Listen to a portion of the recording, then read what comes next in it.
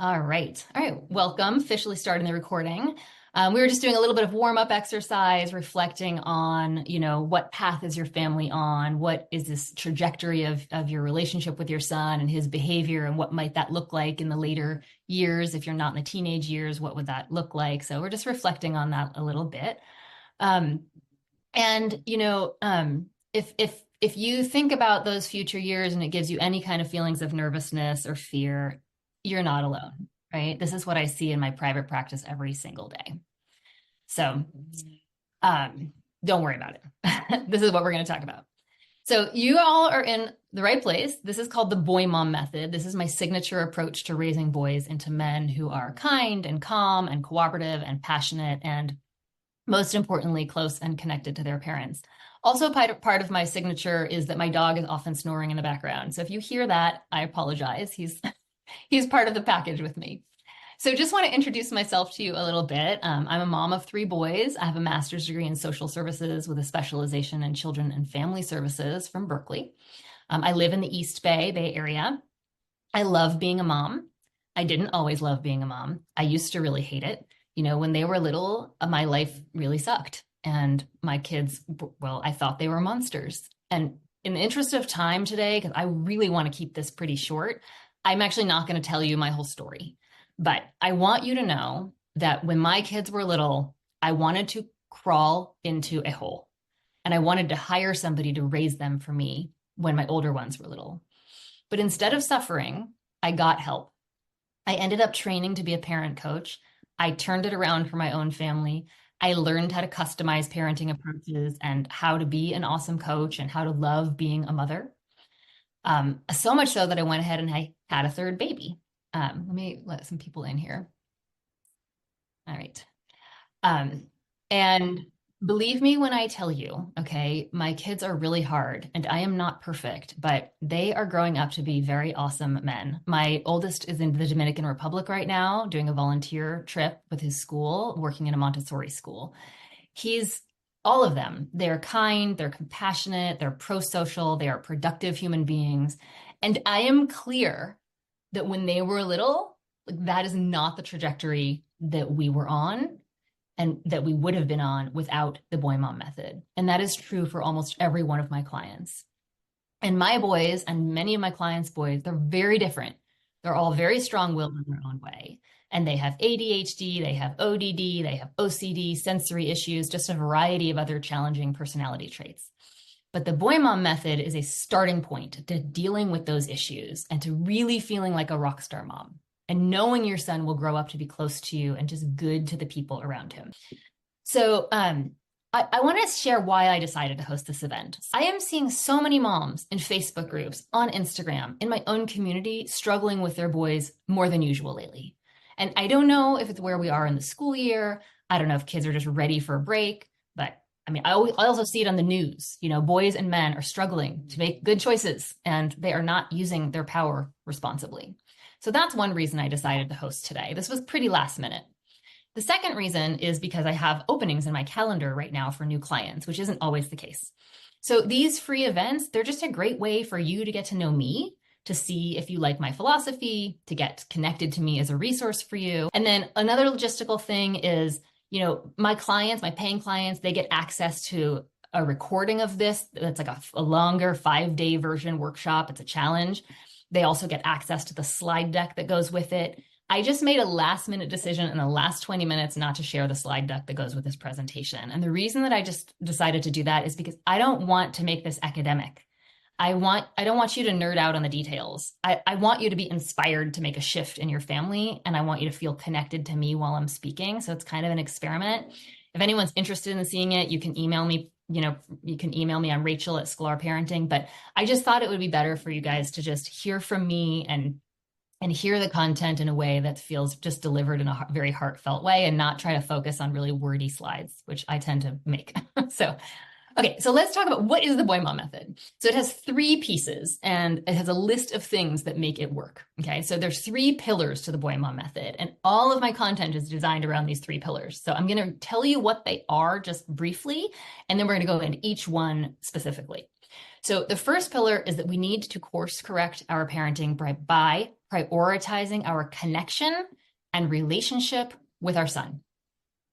If you pay attention to the way that you speak to your son, you will hear criticism in your voice. Okay, like it or not, we all do it. We want to correct their behavior because it drives us crazy and because they are often doing things wrong, right? They are driving us bananas. They are being unsafe. They are being unkind. They're being emotional at the wrong times. They're overreacting to the smallest things, right? These are disproportionate reactions that you see. And you know what I'm talking about, right? You say, turn off the screen. And then if they don't just ignore you, right, they show you in no uncertain terms that that was the wrong thing to say. And then that little monster emerges. Or you say, go brush your teeth, and it's like you don't exist. Or you see him hit his sister, and then he denies it, right? You say, it's time to do homework, and then he is on the floor melting down, right? I hear these things every single day from my clients. And I agree that these behaviors have to stop. We've got to get them under control. And that's what I help people do. But managing the behavior is not the answer. Behavior management falls flat with strong-willed boys. It is too controlling and they resist feeling controlled. So the first piece of the boy mom method is about criticizing less and connecting more and why it matters. But the thing is with moms, connection is tricky because for moms of boys, the male brain and the female brain, we connect differently. And that puts us in a really tough position. It requires, that we parent them from a place of curiosity and respect and not from a place of retribution, which is really common. I just hung up with a mom recently, it was yesterday, who was telling me about how she did something back to her son to show him what it felt like, right? Parenting from that place of retribution is not going to help him. Or we parent from a place of behavior management, meaning rewards and consequences. So we're actually going to undo that today. We're going to do a consequence detox, okay? That might feel surprising. Parents love to use consequences, even when they don't work, right? And then the second pillar, I want to make sure we don't have anyone in the waiting room here. Awesome. Okay, the second pillar that we're going to talk about is how to raise a son who's a leader in problem solving and who wants to partner with you, okay? This second piece maps to your son's need to feel seen and heard. It's about, raising a son who has a crazy high level of social emotional intelligence because you taught him empathy and limit setting and creative problem solving, okay? So who doesn't want that, right? Who doesn't want their child to be really good at limit setting with themselves, with the people in their lives, to be good at empathy, to be good at solving problems, okay? And then the last pillar of the method is how to set your son up for success. And believe it or not, I meet clients every single day who are sabotaging their son's success without realizing it. And there are so many incredible ways to knock it off. But it requires that you have a plan. It requires that you leverage his existing strengths and that you understand how your family ecosystem is helping or hurting your son. Every family has an ecosystem in it, and your son is growing up in a habitat, and you can design that habitat to meet his needs, and then you can expect him to adapt, and many kids can. But if your son can't, then it just means he's not set up for success. So there are lots of pieces in your ecosystem that need tending to, lots of moving parts. So we are going to work on fixing that system. And I always say we don't fix the child, we fix the system. Okay. So those are three things. We've got connection management, we've got problem solving, partnering with your son on problem solving, and then we've got setting him up for success. And we're going to go into those. And then just so you know, the Boy Mom method is also brain-based. It's based on a high level on amygdalas and lizard brains and how our ancestors developed and what features of our brains drive our male and female behavior. So while I can customize a unique approach for my clients, there are some things that are just universal to the way our brains work. And when you get that, when you really understand that and figuring out how your own son's brain works, if it's different, then you're going to be 10 steps ahead of him, okay? Another thing is a lot of people ask me, is it too late? Have I ruined my son? I've been doing it all wrong. Or is it too early? He's so young. And here's what I say to you, okay? It is never too late to start. And it is never too early to start practicing. But remember that ecosystem I mentioned, okay? It takes time to fix that because inside of that ecosystem, there's just more than you realize. Like it might include your parenting dynamic with your partner if you have one, or it might include your own childhood issues. Those are tough things and they take time to work on. And then the boy mom method, it takes practice. I'm not actually can't give you all of it today. Seriously, if I could, I would. This is just that introduction that I mentioned. Okay, but I'm going to get you started. And of course, the method is mission driven. I just have this core belief that if we all practiced the boy mom method, we could really actually change the future of our planet. Like that's what gets me out of bed in the morning is how we can change the world. I'm a social worker. How can we change the world by affecting the way boys are raised? So before we go into all of the pillars deeply, I just want to introduce you to something that might be kind of startling for you. Okay? And this is very, very powerful. Just something to try on for size. What if I told you that your son is well-intentioned in every action he takes? And when you think otherwise, he feels alone. I'm going to say that again. This is what I want you to be saying to yourself. My son is well-intentioned in every action he takes. And when I think otherwise, he feels alone. Okay? So don't hang up. Hear me out. Because people are like, no, he's not well-intentioned when he hits somebody. Okay?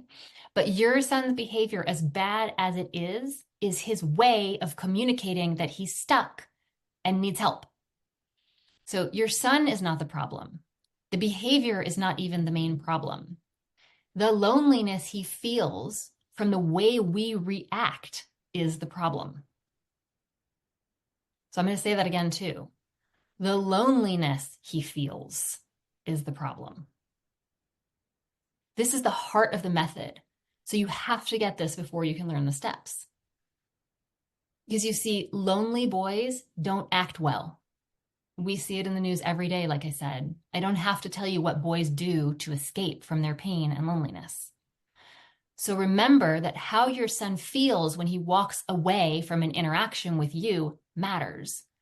And if he walks away feeling lonely, like you're not on a good trajectory with him because you don't realize that his feelings are the problem, not his behavior. So I want you to reflect today on what is working and what is not working in your parenting approach with him that might leave him feeling supported versus lonely. Okay. And this method only works if you're willing to reflect on hard things like that. Okay. So, all right. So let's look at the first pillar more in depth. It's what I call connection management. Okay. And I don't want to get too academic, but let's think about your own parenting experience. So when you use a reward for good behavior and a punishment for bad behavior, does it work? Think about it. Okay, does taking away the iPad make your child act better? Does giving him a prize for behaving well make him behave better next time? Or does sending him to timeout teach him to never do that behavior again? And you might be thinking, well, yeah, sometimes those things really work, especially in the moment. And for many kids, yeah, those things can work, right? Some parents can manipulate and control their child's behavior with rewards and consequences, AKA bribes and threats. And for those parents, amazing. That didn't work for my kids, but I'm glad when it does work for someone. But the moms who tend to show up to events like this, those things don't often work, okay? Your sons are too smart, too motivated, too strong-willed to be lured in by your bribes and threats, at least having, over the long run make a difference. The thing is, strong-willed boys, they don't like feeling controlled by rewards and consequences. When they feel you trying to control them, they resist. And I can go on all day about why that is, okay? But here are some cautionary tales and reasons that I think we need to challenge this behavior management model and learn what I call connection management. So first, when we use rewards and punishments, we are trying to manipulate our boys into cooperating, not for the sake of it, not for the right reason, but for the carrot at the end of the stick. We're using their own fear drive against them. We're saying, if you do or don't do this, there will be pain or pleasure on the other side. And again, it can work, but ask yourself, is it the best way to get your son to be kind or to cooperate? And what does it do to your relationship with him when you use fear to motivate him? Like, are you partnering with him to solve a problem? Are you understanding his needs? Are you teaching him a skill? Are you promoting teamwork? And so I'm going to guess no. unless you've done it with an extreme level of mindfulness, which, as a side note, is something I also teach. I do teach how to use external motivations in ways that are collaborative and respectful and mindful. I'm not teaching that today. That's a different workshop. But just going over the problems with rewards and consequences. Another problem is that we tend to dole them out without digging deeper into the issue, without really taking time to explore the social dynamics and the reasons a problem exists and the world of emotional and psychological and physiological and social reasons that our sons might be acting the way they are. We don't take the time to do it because we don't have the time, right? We're so busy. And rewards and consequences, they don't give our boys the benefit of the doubt. They ignore the reason for his behavior. And then we're back to the problem of loneliness, feeling alone in his reasons for having acted that way. Your son has a reason for his behavior. And if you don't take the time to figure it out really deeply, then you're leaving him on an island by himself, feeling misunderstood and alone. So let's do an example. So let's say he's playing on the iPad and you say, time for dinner, turn off the screen, wash your hands, and he ignores you. And you repeat yourself a few times. And maybe you start to get frustrated, maybe not. Maybe you start thinking about how this is a really frustrating pattern and you need to do something about it. And you start thinking that he has no respect for your rules or authority, and he doesn't even deserve to have an iPad. And eventually you say, if you don't turn off your iPad, I'm taking it away for a week. And you think, yeah, that'll teach him. And so he either turns it off and he comes to dinner, probably not feeling very super friendly toward you, or he doesn't, and you take away the iPad and the whole thing escalates into a fight that you never wanted to have. Either way, your relationship with him in that moment is not at its best. He has no autonomy, which is a big piece of feeling internally motivated in life. And he probably feels resentful that you manipulated him. And you feel disrespected and defeated either by the fight that followed or by the grumpy boy at your table. Right? But either way, the relationship is in a breakdown and your connection with him is severed for the moment. Or maybe if you have a younger one, he gets clingy or, because he's probably feeling insecure by that interaction, or he's scared, or he's ashamed, or he's remorseful. And so he clings to you to make sure he's safe and loved. Also not a great dynamic for him, right? So it might work for some families, but it's not going to give you the long-term goal of your son being kind and calm and cooperative for the right reasons. I'm sure of it. And so what do you think? Do you think after hearing this that there's a better way to handle it? Right? Because if you're here, I am 100% sure there's a better way to handle it. I have no question in my mind. And that is connection management. That is my term for the antidote to behavior management. That is where you manage your connection with your son and you let him manage his own behavior. Because in the end of the day, he is in charge of the behavior. He decides if he is lured in by the bribes and threats. Okay, what would you have done if your son had said to you, oh, that's okay, you can take away my iPad for a week. I'm not coming to dinner. Right? I have fallen into that trap. And my heart breaks a little more each time because I see my mistake instantly. And I know that it needs to be repaired when I do it. We all have blind spots. We get into that moment that we think we can easily use sticks and carrots to control our sons, but ultimately, they're in control, not us. We only control ourselves and the methods that we use to influence their behavior. So the first step to connection management is realizing that you do not control your son's behavior. He does. Step one is clarifying what you do actually control and knowing what you don't control. And then step two is realizing that the carrot at the end of the stick is you.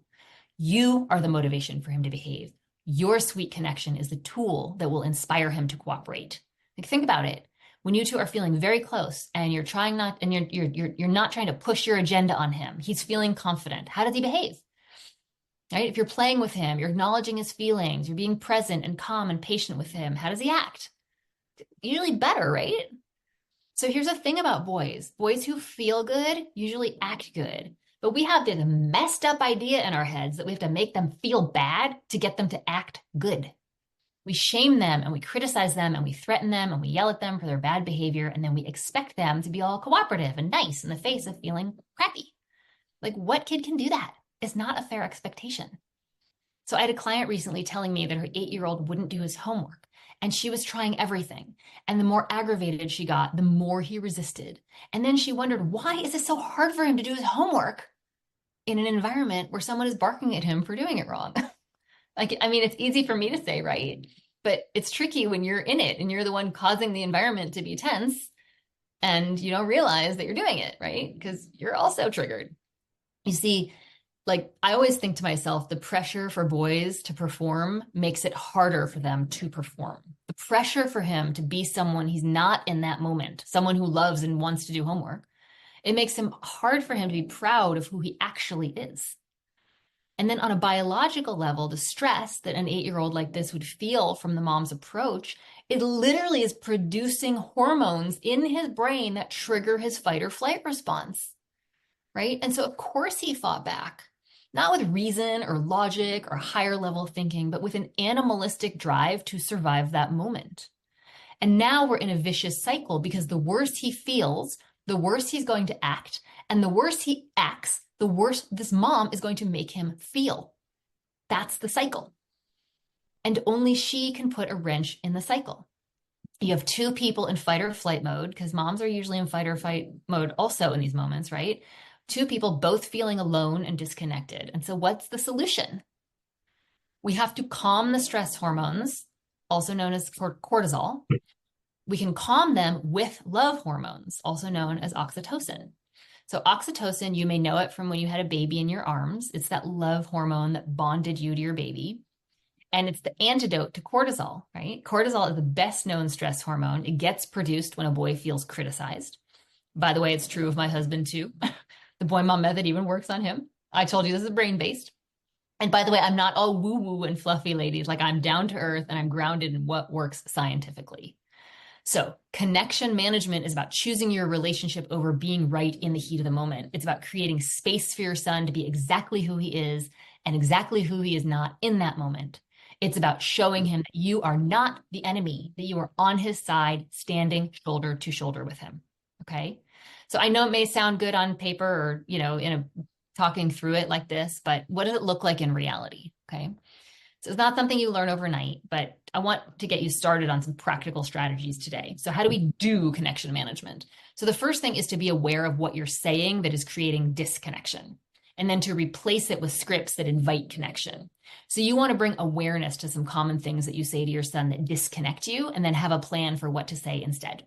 Okay, so I'm going to brainstorm some of the things that you typically may say to your son that are kind of shaming him inadvertently or taking away his autonomy or, trying to manage his behavior using fear tactics. Okay. So see if any of these sound familiar. You're 6 years old. You should be able to do that yourself. How about you're X years old. You should know better. Or how many times do I have to tell you to pick up your socks? Jeez. I say that about my son all the time. Or do you want to get cavities? I said, brush your teeth. Or just stop that. You're so mean. Or you're rude. How dare you talk to me like that, young man? Go to your room, right? Or if you don't stop it right now, I'm taking that away. Or how about, why are you crying? It's not that big of a deal. I don't hear this as much nowadays as I used to.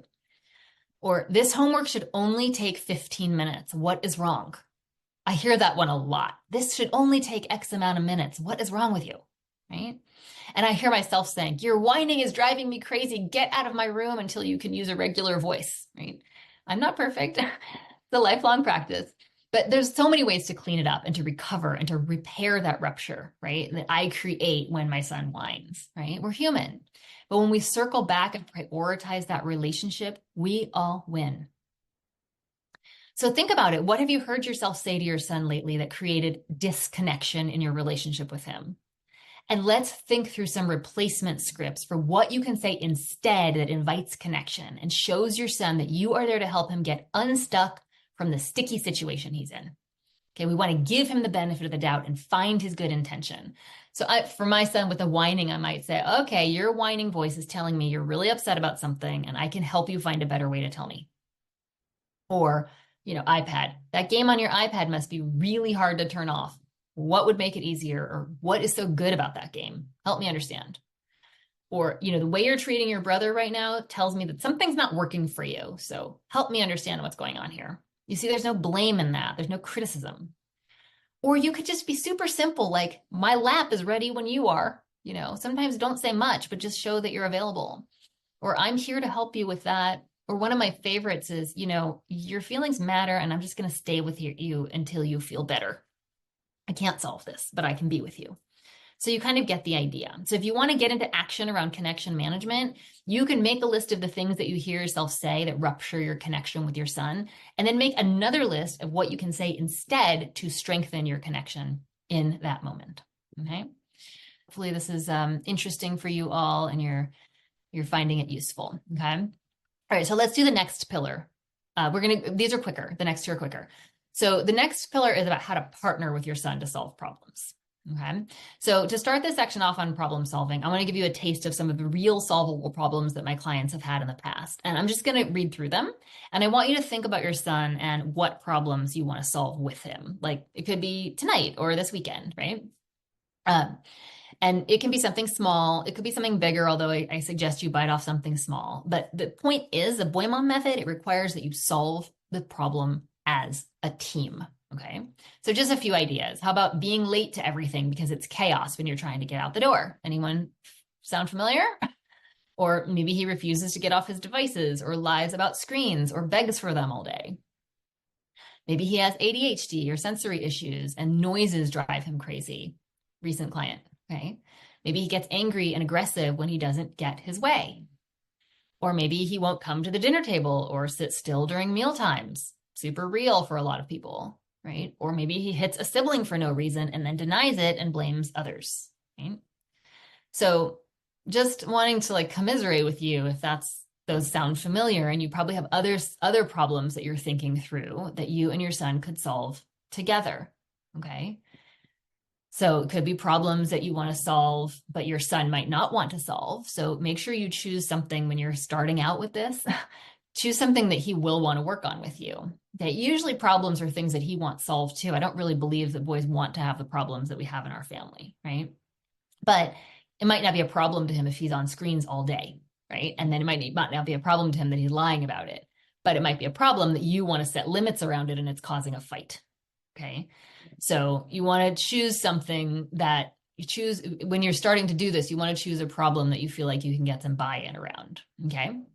And then you want to ask yourself, what is stopping me from solving a problem together with my son? Like, what are the things that make me not want to do that? So here's some of the answers that I hear. Some people will say, well, it's because my husband and I aren't on the same page, or my partner and I aren't on the same page. And so we can't solve the problem because we're not both motivated to solve it in the same way. Or people might say, well, I've tried solving problems with my son and it doesn't work. Or, well, we've come up with solutions and he doesn't follow through on them. He says he'll do something and then he doesn't. Or he's too stubborn, he doesn't want to talk about it. Or he can't talk about it. He's got a diagnosis that prevents him from being able to. And here's your truth bomb. Another reason that I hear a lot is, well, I don't actually hear this, but I figure it out. People never thought to try collaborating with their son on solving a lot of the problems that they have. And then truth bomb number 2 is they simply don't know how, right? We're not trained in that when we have kids, how to teach children problem solving, right? Or maybe you've asked your child to solve a problem with you and he says, well, I don't know. And when you say, okay, well, then I'll come up with a solution myself. And in that moment, you give him a message that when he doesn't know how to solve a problem, you'll just do it for him. But in reality, you're not sure what solution will work. And you lost an opportunity to teach him problem solving. Okay. All it tells me is that you haven't been trained in how to teach him to problem solve. And frankly, like you're not sure how to solve them yourself because it's hard. It's hard to do. So the first thing that you can start, which every family should do, is family meetings if you're not already doing them. And I teach a structure for family meetings that I'm not going to cover today, but in the time that we have, I want to at least inspire you to start doing them, you know? And I don't teach the kind of boring, frustrating meetings that you're probably imagining, okay? Family meetings can be one-on-one, they can be a chat in the car, you know, they can happen over time, a few pieces at a time, in the hallway, during bedtime snuggles. You can have the whole family there, or it can just be you and your son. It can be a day after an incident, a week after. It can include grandma. You know, it could take place over the course of a week. The only requirement is that your collaborative problem solving be collaborative, that you do it together, and that you consider everyone's concerns, not just your own point of view on the problem. Okay. And I suggest only solving one or maybe two at a time and keep them small. Okay. We're not solving world peace in these little meetings. Start small, choose problems you know you can solve. Okay. The goal is to teach your child that it's possible. So don't set yourself up to fail by solving something huge like sibling rivalry. Okay. Just start with one small thing that they tend to fight over. Okay. So let's say you're having a family meeting about your son refusing to turn off the iPad and it's time to come to dinner. And then, the meeting has to take into account what that experience is like for him. In fact, like understanding his point of view is probably going to take up like most of the meeting, right? If you're actually collaborating with him, helping him figure out the problem and why it's a problem is really the most important part. Explaining your point of view is just quick. Well, here's the reason I care about this, right? And when I work with people, we go deep into this process of unpacking the problem and talking it through and coming up with a win-win. Honestly, if it was easy, it wouldn't work long term, right? And by the way, your first solution, it might not work at all, and that's fine. If your child says, I'm going to share my Pokemon cards with my brother on the weekends, but not on the weekdays, let's say that's the solution. And then Saturday rolls around and he cannot bring himself to do it, then it wasn't a good solution after all. But don't be angry at him, right? Go back to the drawing board. You say, that didn't work. Let's rethink the plan. Okay. We're not shaming him for not sharing. We're not blaming him for going back on his word. We're not yelling at him and sending him to his room or calling him a liar or saying he's rude. It just means the solution didn't work and we need a different one. So I challenge you to come up with a bite-sized recurring problem and share a plan for how you'll approach problem solving that with your son. Okay. And by the way, I just want to say we have the Facebook group, Moms of Strong-Willed Boys. You can feel free to post something in there about the problem that you want to solve, and we'll give you some feedback and support. Okay. And by the way, you want to have these meetings when connection is high, not during breakdowns or moments when your child is turning away from you. Okay. Just wait for the right moment. And if you're not finding any good moments, then you need to go back and listen to the part of this presentation about connection management, because if you're not having any good moments of connection, it's going to be really hard to solve problems together. Okay. All right. Next piece of the Boy Mom method is about how to set your son up for success. We're not going to, again, go super deep into this, but it's something that we spend a lot of time on when I do my group sessions. Actually, before we do that, I just want to pause because I know some of you are going to have to jump off soon. Just a heads up that the doors are opening for my group coaching program. It's for moms of boys ages 4 to 14.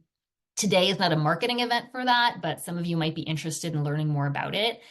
It's 3 months program. And then during that time, I really get to know you through, I get to know your son through your eyes. I get to know you. I get to know your family dynamic and your challenges, any diagnosis that your son has or evaluations that he may need. And then we work together to customize a parenting action plan for you. So if you're not into programs, I also have room in my calendar for private sessions right now. So if any of that interests you, you know what I'm going to do is I'm also going to put in the chat a link to my calendar. So you can schedule time to meet with me, to ask me about that, see, if I might be a good fit for you. The main things that I want you to learn from me are, I want you to learn how to motivate your son without bribes and threats. I want you to learn how to stay patient when you're triggered and help him when he's triggered. I just want you to generally learn to have peace in your home and to get to know your son on such a deep level that you know exactly how to help him, and you will never feel alone when you're struggling. People who go through my program say that they are more connected to their sons, they're more confident as mothers, and they're even looking forward to the teenage years. So if you're at all curious about that, let's jump on a call. I'd love to talk to you first, make sure we're a great fit, just get to know each other a little bit. Okay. All right. So let's get back to that next pillar. So I don't want to start off on a negative note, but, I think it's really helpful to ask ourselves this tough question when it comes to setting our sons up for success. And the question is, how did I not set my son up for success this week? Like, I wish I had time for the 5 examples from my own week when I failed to prevent a breakdown that I could have totally prevented. It's those hindsight moments that we had. I had one recently with my son's basketball practice. It went really late. He gets out of practice at 10 o'clock on the new high school team. So late. And, sometimes my foresight could be better. And so, I did not set him up for success that night. And so think of those moments when you could have done some planning to prevent this, this or that issue, whatever it is, if you had taken the time. So what I want to do with you today, and also if we work together, is coach you to take the time to think through this really important question, which is, what are the conditions that your son usually does well in? And what are the conditions that usually cause breakdowns? And then I want to coach you to design your ecosystem to set your son up for success more than you have been. And that doesn't mean laying a red carpet for him everywhere you go. Okay. It might mean that he does well when you empathize with his feelings while also setting really clear limits. Okay. I have another client that I'm working with right now who I can just tell that, there's just a lot of wavering going on and we're missing that like sturdiness that the child would thrive under. Okay. It also can mean that there's just simple environmental shifts, like shutting down the Wi-Fi at night so he's not tempted to turn on his iPad if he wakes up in the middle of the night. So I want you to think of it in 3 different ways, okay? You want to consider how might you do some logistical things different to set your family up for success, okay? We're going to look at adding, moving, and removing things from the environment. So there are things that you can add to your environment or to your system, like a meal plan, or you could add food in the fridge, right? Or in my case, a dedicated box where we store our 12 basketballs in the entry hall, right? Or you can add something more abstract, like emotional validation when you're talking to your son. And then there are things that you can move or change in the environment to set them up for success. Like you can change the schedule, or you can change where your family is eating dinner that night, or where you're having your family meeting, right? Or when you're having it. Like those are things that you can move and be like, oh, my son would do better if we did it in this other way, okay? And then there are things that you can just remove from the environment, okay? Like access to the iPad, or remove your yelling at them and escalating the problem. That could be something that you would remove. So when my son was young, he used to play with the toilet plunger, and I tried so many ways to get him to stop until my husband said, like, why don't you move the toilet plunger into a closet? Like, just get it out of his way. And I was like, oh, like, duh. We all have blind spots. I was so focused on teaching cooperation to my 2-year-old that I didn't see something super obvious that would help me and him succeed until he was old enough to know better and like have impulse control, right? And so I like to ask my clients to kind of give this homework of what can you add, move, or remove that would make a difference. And then we put our heads together and we come up with some of the things that maybe we wouldn't have thought of alone. So there are simple and, even some complex shifts that you make, but many of them are very simple. And by the way, just one other thing I want to add is what you add, move, or remove could also be about your son's unique sensory needs. So a lot of my clients' kids suffer from undiagnosed anxiety, sensory processing differences, auditory issues, ADHD, but I'm not their therapist. I coach my clients to find the tools that work to set their son up for success. And sometimes that means we explore occupational therapy tools that they can bring into the house or into the classroom and things like that. So we get creative. Or maybe we write scripts that they can keep kind of in their back pocket to, stay patient when their son is doing something that he can't control. So that would be an example of an addition to the environment. So give that some thought as well. And then the last thing that I want to share today are just a few of the most common mistakes that I see moms making. So I'm just going to list them off quickly. It's not a full list, but these are the most important in my mind. And if you catch yourself doing these, just give yourself a little hug. Be gentle on yourself. Okay, I make these mistakes sometimes too, and there's support out there. So if these resonate, you'll know why. And if you're guilty of any of them, it's okay, right? You can let us know how to support you if you want in the chat. So the first mistake is expecting your son to have better self-regulation skills than other kids have or than you have. So if you yell or lose your patience, you know what I mean by this. We can teach regulation using something called co-regulation, but it requires that we stop, we change our expectations that our boys will be able to regulate themselves easily without our help, and then really get connected to strategies of regulating ourselves first so that we can start helping them. So your first mistake is expecting your son to have better self-regulation skills than you do or the kids around him. Okay, second one is not accepting your son the way he is and the way he isn't. Again, I see this every day in my practice, so much resistance to who our boys are, and they feel it from us. And I'm not saying they can't change, but if they feel us rejecting what they are naturally giving us, then they notice and they start to reject themselves. That's when you see the self-loathing and the negative self-talk. It starts with us, okay? We create their self-talk in the way that we speak to them.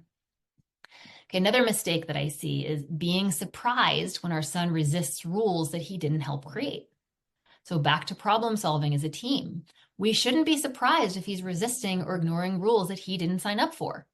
Like, I know he's a kid and he should obey, but he's also a human being and he wants to feel respected. So let's show him respect and be transparent about our limits. Like, I'm an advocate for your boys to be treated with extreme respect, not because it's a nice thing to do, although it is, but because strong-willed boys value it and it helps change their behavior. And I'm not saying he has to dictate the rules in the house, but discussing them as a family is going to get farther with him than you just top down parenting him. Okay. And then the last thing is it's a mistake to think that he's manipulating you and trying not to be kind and calm or cooperative. If your son is being manipulative, is because he's clever enough to get a need met in that way. So I actually want you to see that as a strength, or to see it at least as an area where he simply lacks the skills to get his needs met differently. So this is a mindset shift we could all afford to have. And so we're not going to go deeper into these just in the interest of time, but thank you for being here on behalf of your son. I thank you for taking the time to be here. If you're interested in learning more about working with me or schedule a free consultation with me to see how I can support you, I can share more with you about some of my programs. And then, last thing is, one of my favorite things to do in the world is to speak in front of groups. So schools, corporate workshops for working parents. If you'd like me to come speak at your school or company, let's chat.